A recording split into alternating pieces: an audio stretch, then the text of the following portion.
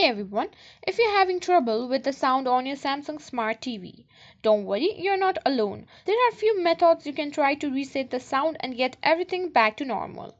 Follow along with me. First, make sure that the volume on your TV isn't muted or set too low. Use the volume buttons on your remote to increase the volume and press the mute button to ensure the TV isn't muted.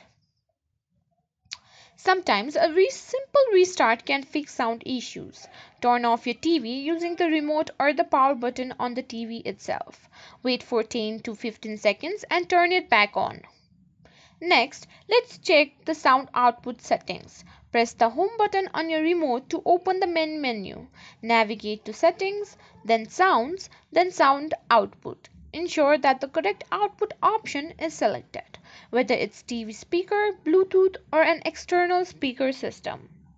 Samsung's TV have a built-in sound test feature that can help identify problems. In the sound settings, scroll down and select export settings. From there, choose sound test. The TV will play a test sound and let you know if it detects any issues.